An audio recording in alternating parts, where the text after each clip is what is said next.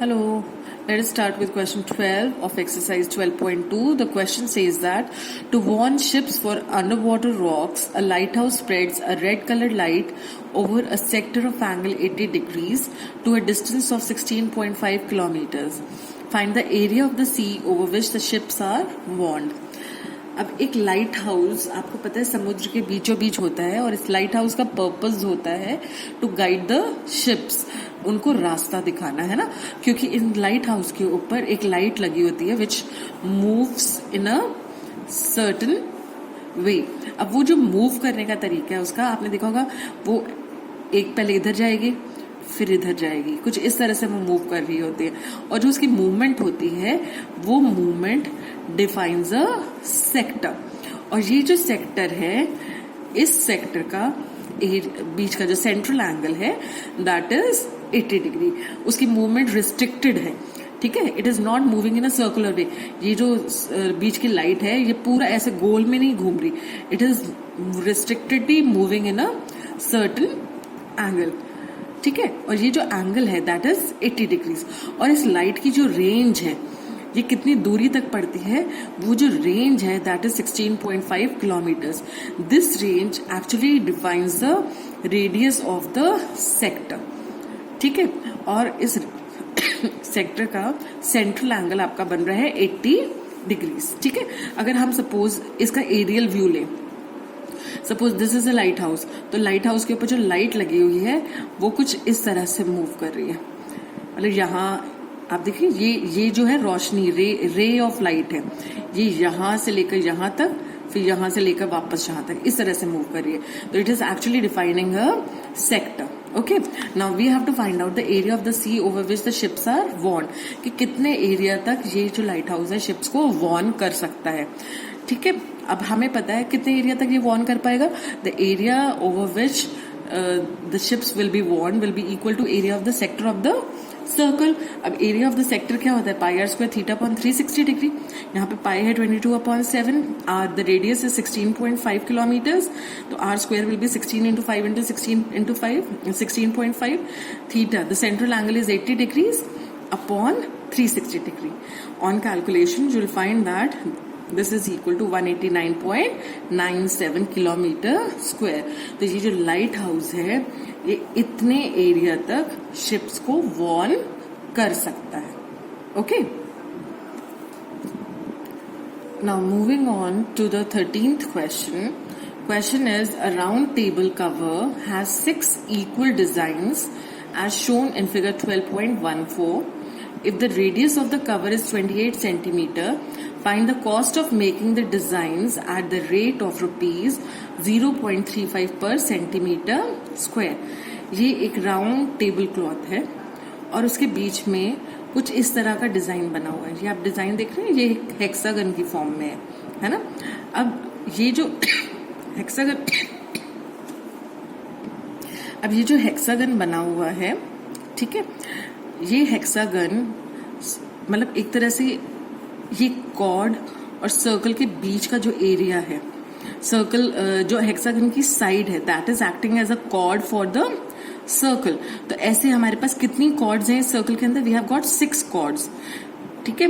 ये जो 6 कॉर्ड्स हैं, इन कॉर्ड्स और सर्कल के बीच में जो एरिया है, इस एरिया में डिजाइन बनाया जाना है, ठीक है।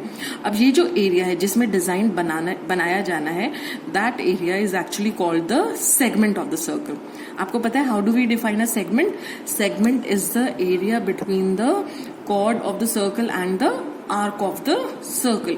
तो कॉर्ड और आर्क के बीच का जो एरिया होता है हम उसको सेगमेंट कहते हैं।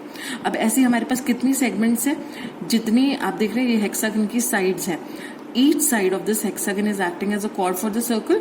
और इस कॉर्ड और सर्कल के बीच का एरिया है उसमें हमें डिजाइन बनाना है। तो इस ऐसे हमारे पास कितने एरियाज आ जाएंगे, will get 6 such areas and these 6 areas will be equally spaced.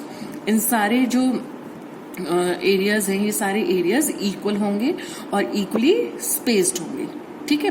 तो हम क्या कर रहे हैं, will draw the diagonals of this hexagon joining only the exact opposite vertices. जो इसका एग्जैक्ट ऑपोजिट ये है, इसका ये है और इसका ये है।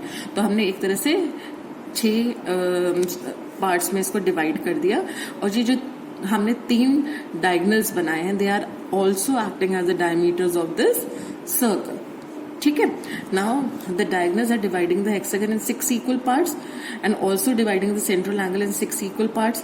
सो the each angle will be equal to 60 degree, क्योंकि टोटल एंगल इज 360. आप 6 इक्वल पार्ट्स इसके कर रहे हैं, तो 360 upon 6 which will be equal to 60 degrees. ठीक है. But the design is to be made on the segment of this circle. So area of one segment will be equal to area of the sector minus area of the triangle. Segment का area हम ऐसे ही find out करते हैं.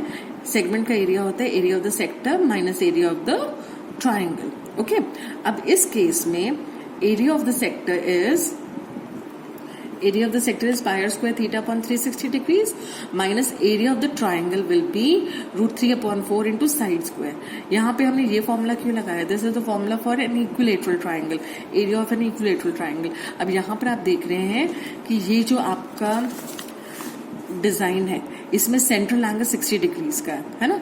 अब अगर ये angle 60 degree का है, सिंस अगर हम इनको मार्क कर दें A and B and the centre as O, तो आपको पता है OA is equal to OB because they are radii of the same circle.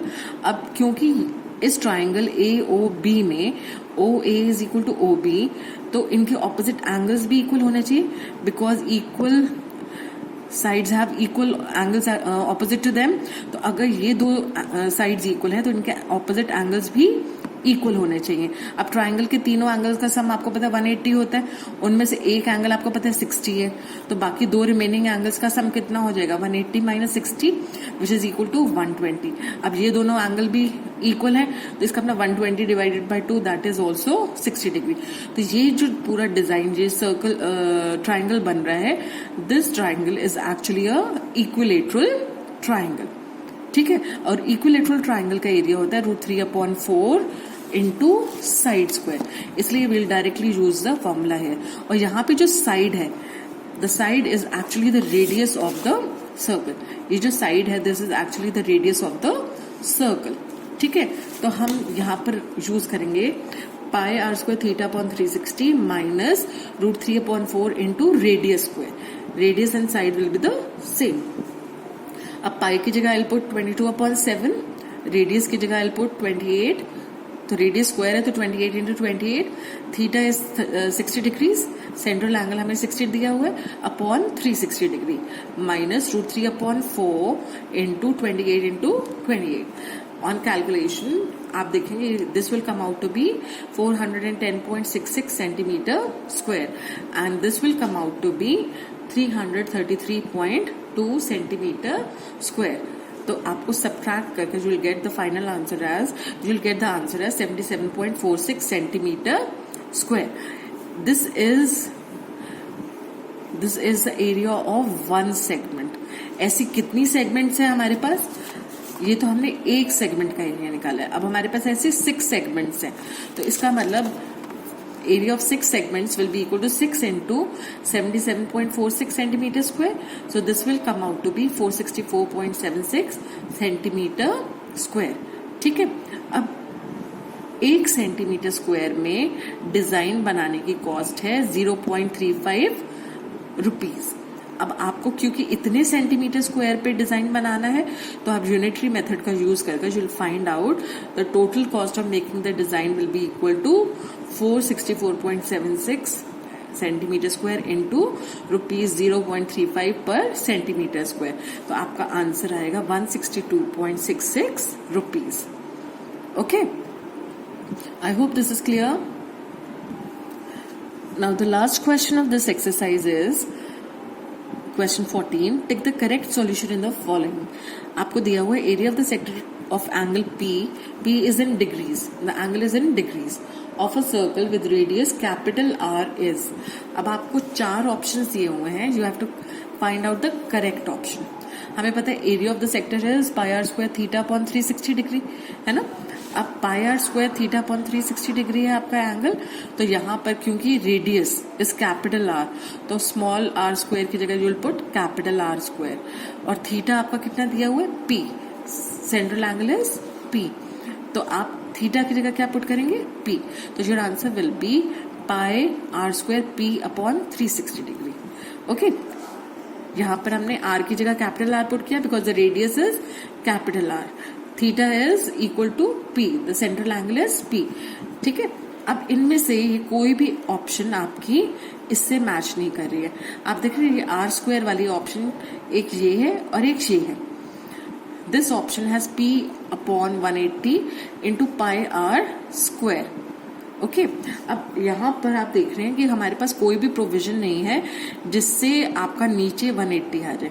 नीचे 180 लाने के लिए आपके पास ऊपर कुछ कैंसिल करने के लिए भी तो होना चाहिए ना, तभी तो ये कैंसिल आउट होगा, नीचे आपको 180 मिल जाएगा. बट जो ये वाली ऑप्शन है इसमें आप देख रहे हैं यू हैव 720. आप 360 को 720 बना सकते हैं बाय मल्टीप्लाइंग इट बाय 2. तो व्हाट आई डू, मैंने इसको क्या किया, आई multiplied and divided it by 2. तो मैंने 2 से इसको मल्टीप्लाई एंड डिवाइड कर दिया, तो मेरे पास आ गया 2 pi capital R square p upon 720. आप देख रहे हैं दिस इज ऑप्शन डी. तो अगर आपसे पूछा जाए area of the sector of angle p of a circle with radius r will be p upon 720 into 2 pi capital R square. Okay, I hope this is clear. Thank you.